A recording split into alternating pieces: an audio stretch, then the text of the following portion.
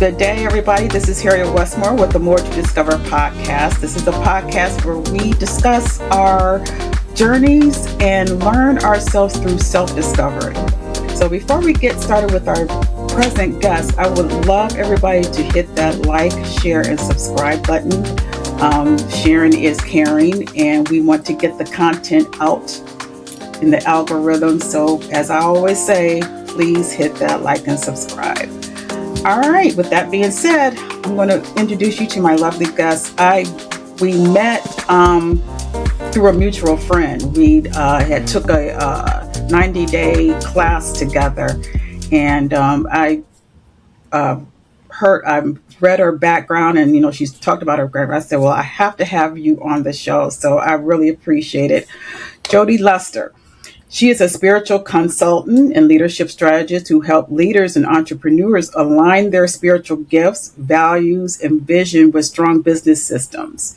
Through her business, which is called Elevation Works Group, she brings nearly 25 years of experience in nonprofit leadership, business development, clinical administrative supervision, therapeutic practice, and personal development. Through her tenure, she had helped secure over $10 million in grant funding and is known for translating complex ideas into practical, sustainable strategies. Her work integrates energy practices, spirituality, personal, and organizational development, And her emerging systems can be integrated with AI, which a lot of people are kind of leery about AI, but I personally like it. But anyway, she helps people to integrate with AI to help leaders build with greater clarity, resilience, and sovereignty. So, Jodi Luster, thank you so much for being on the podcast. Thank you, Harriet, for having me. I appreciate this. This is awesome. Absolutely, sure. So let's start from the beginning. Give us a little background about yourself and how did you come to fruition to where you are today? Well, let's see. I'm going to start with just growing up and having like a hyper spiritual awareness. And it led me to some, just having more curiosity about how people and their spirituality worked in their everyday life. Right. One of my practical spiritual peers and I, actually a few of us, wanted to do something called like practical mysticism or practical spirituality, right? Because it's like sometimes we put things in categories and boxes, right, when it really should be meshing together. But my spirituality led me to the calling of being a therapist. And as a therapist, I got to work with all populations, right? I started off with children and family because people love kids, right? Right. But I also, in my spiritual commune with my higher power, understood that all people of all ages were the children of this higher power, God, or source, whatever you want to call it. And as such, I started working with elderly population, as well as more adults. My favorite, I guess, clients were entrepreneurs. Yeah, and seeing how their spirituality and their spiritual gifts affected how they led. And it led me to, in my consulting business, which was primarily with nonprofits, look at how my clients became my spiritual consulting clients as well. Wow. So I was like, let me merge this. Right. I'm doing it. Yeah. And I've never heard that type of analogy or concept, which makes perfect sense because little transparency. I was a caseworker for social services. I mean, I didn't last long. A lot of things I just couldn't. I couldn't deal. Yeah, I couldn't deal with. And in my life, personal my current job that I've now resigned and early retired, I was a state parole officer. Mm-hmm. So when you said aligning yourself with spirituality and personal development, I found myself, looking back and reading through your material. I kind of found myself, I think we all do have that imposter syndrome, because I was one way at work. I had to be a certain way, especially when you're dealing with, crime, the criminal justice. But then Yes. that's not really who I am when at home. So, now that I'm, full time pursuing entrepreneurship, I'm trying to align who I really am into my business. And what you're doing is make perfectly sense. Perfect sense. Thank you. Thank you. It just, I had two businesses, and I was like, I don't like running two business when all my clients are the same. Yeah, right. So this is, since last year, I've been strategizing and merging the two businesses, and Elevation Works Group is the child merger. So, do you still do therapy? Um, Yes. okay. Still do therapy for one of my large contracts, because of course, Okay. even though my business is merged, I haven't stopped doing the services I do for my ongoing long-term clients.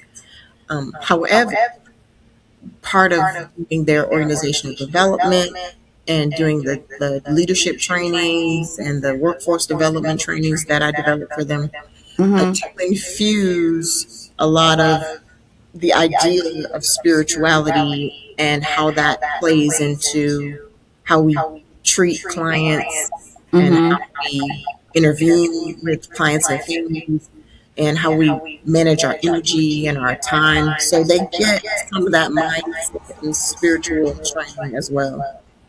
Give us a taste of how you merge all of these entities together into, through your trainings. So, like, I have one training for staff that is called time and energy management. Mm-hmm. And a lot of staff get time management trainings, right? But in our time and energy management training, we talk about managing energy versus managing time, and defining what energy is, even personal Mm-hmm. energy. And it is kind of the prelude to self care for staff, Mm-hmm. Mm-hmm. and talking about um, who we are energetically and what we Mm-hmm. need, spiritual hygiene or energetic hygiene, and taking home problems versus figuring out ways to create rituals to leave problems at your door so you don't bring them into your family or bring them into your Mm. home, right? Because those are spiritual practices when you understand that energy is everything, and Right. that you are sometimes bringing energy that you don't want to bring into containers that they don't belong in. Right. Right. And how receptive are staff and organizations that you work with? How receptive are they in your practice? How you train? They have been very receptive. The Okay. feedback is that they enjoy those types of trainings because it gives them pause to think about things from different perspectives. And it helps them protect themselves, because what we talk about is things like our empathic and our empathic staff, rather, who take on other people's emotions and energies. And then we talk about boundaries, Right. protecting yourself, and being intentional about how you engage with clients who do have Mm-hmm. severe mental issues or anger or a violent, and how you're protecting yourself energetically so that you can take care of yourself even when you're meeting the needs of clients who Mm-hmm. have those difficult behaviors. Right. So you said your best population to work with is the elderly. Why is that? Well, that's one of the ones that I got a chance to work with. My favorite are entrepreneurs, Oh, but I that's right. I'm sorry. yeah, Yes, you said yeah, entrepreneurs. Yes. I enjoyed working with the elderly because it got me a chance to help a lot of people transition. I had a lot of elderly clients who were either especially after COVID, um, Yeah. looking at transitioning out of life. Like they Right. were looking at death. Some of them had terminal illnesses like cancers and things of that nature. Mm-hmm. And I got to kind of be like a death doula. I even had one client who died on me right before our session, Oh. and her children were not prepared, which she had asked me to do. She was like, I need you to help prepare my kids because I know I'm going to leave soon. Mm-hmm. Well, little did I know it was going to be the next meeting. Right. And I had to walk in and help her son and daughter in law navigate what do you do when your parent has expired and just the Mm-hmm. practicality of dealing with the business of death. How do you call the funeral home and the mortuary and Right. things of that nature? Um, it was an interesting experience, and it's like it felt very purposeful. Like it was, Mm-hmm. yeah, I came in right at the right time Yeah. to help these kiddos through the process of losing their mom. Wow. Wow. Yeah, that, and I'm sure, how did you incorporate the spirituality in with them dealing with the passing of their mom? When we did some of the prep work before the meeting about doing kind of her, it was going to be like preparing them for what to do in case she died. It Yeah. wasn't supposed to be she's actually died. But Mm-hmm. the conversation we'd had a week prior was about, um, are they ready to take on the responsibility of the household? What do they believe? What does mom want? Does she want Right. to be cremated? Does she want to be funeral? Does she Mm-hmm. want last rites? Like, just what is her belief system for Mm-hmm. walking in to the transition of death? Right. Mm-hmm. And getting the kids to look at these are important conversations they have to have, even though they're not really kids. They were in their 20s, Mm-hmm. but nobody But wants to still, deal with the yeah. death of their parent. Right. Right. Wow. Oh, that can be tough. That It can can be be tough. tough and heavy, depending on what you believe Right. spiritually. Right. Mm-hmm. And were they believing in spirituality? Were they had because some people, well, I don't believe in a higher power or whatever like that. Why did God allow that? If there was a God, he wouldn't allow that type of. Yeah. Yeah. They were good because I think they were raised by this woman who had this awesome outlook. She was like smiling and sweet and kind, and I Mm-hmm. could tell she had taught her children those values. And so Mm-hmm. they were very patient. I think they, had a couple moments where they broke down, but they were being very strong. They Mm-hmm. remembered the conversation that she said she wanted to be cremated because she didn't want to be a financial burden on her children, Yeah. right? And I was able to kind of walk through that process. Um, and I think that once that part was over, they could Mm-hmm. then breathe a little. Mm-hmm. Yeah. Wow. All right, let's switch Yeah, gears a little shake it bit. up. Yeah. Yeah, shake that off. Okay. All right, so entrepreneurship. That's interesting. So let's talk about how you align us as business, women or as business owners Hmm. with our spiritual, Spirituality. spirituality, and how we can incorporate that in our businesses.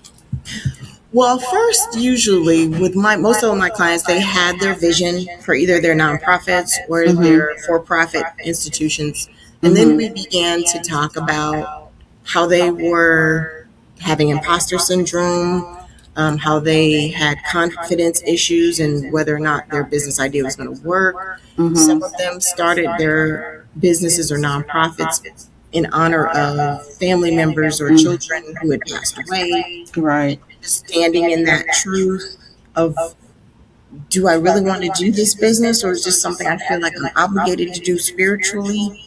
And saying, okay, who are you? And and as that being, what did you come here to do? Mm-hmm. And refining that, because sometimes what we do and how we work are so integrated that we don't really sit down and say, is this really what I'm supposed to be doing? Yeah. Right. So that's where we can start. And is what you're doing aligned with your soul? So that soul alignment is where we work first. And whatever is keeping you from operating in that alignment, we work on through my skills as a counselor and as a spiritual practitioner. Mm-hmm. So then we talk about what your inner child needs, what traumas are blocking you, Mm-hmm. what's going on with your relationship with your higher power, whatever Mm-hmm. that is, and what tools do you need, whether they're tangible or intangible, through like Mm-hmm. counseling and ritual and um, shoring up your faith to get you aligned with your dharma or your life purpose or your life Mm-hmm. call, right? And find out what Wow. that is. Right. Right. Quick story, and I'm just listening because it's so, I can definitely resonate what you're saying. I had to, sometimes I had to find myself going when I dealt with a lot of my clients or offenders. I feel, especially for with the women, female offenders, you can tell when they, need that extra. You can kind of go spirituality with them, and they really appreciate it. I remember this one particular young lady. Her uh, offense was fraud, Medicaid fraud. That's what they charged her. And before I inherited that case, and so I was reading her background and everything. And she was a sister. She's African American, and but the how colleagues and her previous officers had pegged her. Oh, she's hard to work with. She's going to have an attitude, all of this. And so I'm already, gearing up. Okay, so I'll see. So when I, met with her, she told me the story. She told me, I always like to get their side and their background and try to do an assessment of how to, supervise. And, she was, talking about how she lost her license. She was a caregiver, and I guess there was some, mismanage of funds with Medicaid, and, but she, I could tell, she said, well, I can't get a job now because I'm not licensed. Um, but she said, I went to my pastor and everything. And I did not see what all that was told to me. I didn't. So I just, the shield went off at that point, and so I gave her some resources, and then, and she actually came back, and the resources that I gave her, another route to go, which was, get her CDC certificate. I mean, she, see if she Yeah. can get that. And she was able to get it, through how I allowed her to get it. And she actually came back into the office and personally gave me a hug and thanked me. She said, I appreciate you, treating me like I'm human. Mm-hmm. And, and I told her, I said, you go to church, just put it in God's hand, and God will work it out. And I had to, I took it there with her, and I was able to, and she received it. Yes. So I understand how it, for me, it does automatically align, and that's who I am. And, which is why I kind of had to kind of step back from, what I was doing. I just, a lot of the things that are going on in the criminal justice system, I'm more of an Can advocate. approve it. Yeah. You're right. And so that was really truly who I was when I was, working with this, young lady. Yeah. Yeah. To basically love on her, respect where she's coming from, and give her Mm-hmm. the tools to move forward. And it Mm-hmm. wasn't punitive, right? It wasn't about punishing her. It was about helping her find a new path. Right. Yeah. Right. And to think, she actually, came back, and, she She was actually, grateful. Right, because she wasn't getting that type of reception uh, from anybody else. right, exactly, exactly. So, And those are so the things that go are ahead. compasses, like for people like you to see, like, how does my energy affect other people? Right, Yeah. And right. your energy allowed her to be vulnerable.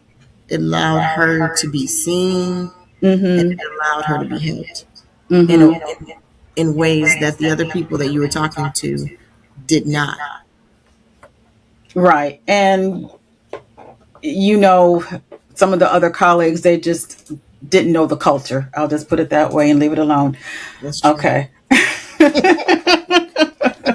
Didn't understand the culture. But all right, so tell us what you're doing now and what things are coming up for you. Well, I am uh, creating some new pathways and educational options for my business.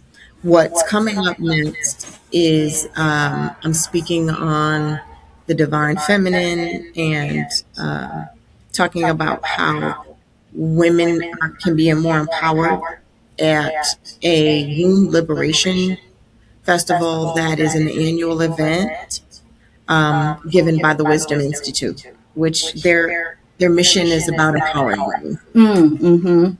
And they have a business kind of cohort of spiritual and wellness African American women who are have that as practice. Right. Wow. And when is that? That's going to be August 22nd, Okay. And and where? it'll be in. I believe we're having it in Highland Park this year, and it is going to be at the Avalon Village in Highland Park, Michigan. Okay, Avalon Village Hmm. in Michigan. All right, so those who are in, and that's not too, is that outside the greater Detroit area? Highland Park is actually the city within Detroit. It's a city Okay, within the city. okay. All right, so those who are listening from Detroit or surrounding counties, I mean, if not far from Highland Park, please come out and support. Hmm. Please come out. Actually, I will be there as a vendor. I'll be. Yay! So exciting. I will be there as a vendor as well. So, how can people reach you for your services? The best way to reach me is through my website. And my website is elevationworks.group. Okay. And there's a contact us page where you can do a 15-minute kind of free consultation to see where you are. There is an individual services page for people who have individual spiritual development needs. And there's an Mm-hmm. organizational development page for individuals who want to look at, like, how do I start integrating my beliefs and values into my workforce, into my leadership? Do we need to look at our culture? And then there's a system that I use, especially for entrepreneurs who are starting to expand. Mm-hmm. And it is a customer relationship management system. And we try to support wellness and spiritual practitioners or nonprofit organizations who are budding and need that automation to free up Right. time to actually do the mission. Right. All right. So everybody, Jodi Luster,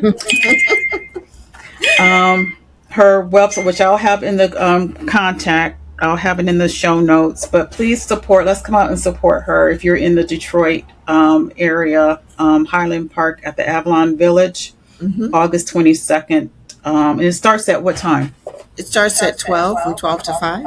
12 to 5. Okay. Yeah. There'll be food, there'll be dancing, there'll be lots of presentations. You'll be there. So they need to really come out and support both of us and some Right. of the I'll be other. selling. I'll be switching hats because I'll be selling some of my online hair and skincare products. So Yes. yeah. Yes. So, but anywho, please, come and support Miss Jodi here. She is doing wonderful work, and I just love the concept. I really do, because now it kind of validates, what I've been thinking all along. And I'm tired of a lot of us are tired of playing that imposter syndrome. We're just tired. Absolutely. And we just want to be ourselves, be our authentic selves, incorporate whatever, our higher power, our spirituality within Yeah, our work. And God will, do the rest. that's right. So That's right. everybody, thank you so much for joining. I will definitely have to have Jodi back for another episode. This is just, definitely a much needed service, and we're in her practice and what she's doing. So we really appreciate you. Thank you. Thank you so much, Harriet. Thank you for having me on More to Discover. All right, you guys, Bye. please be safe and take care. Right. Blessings.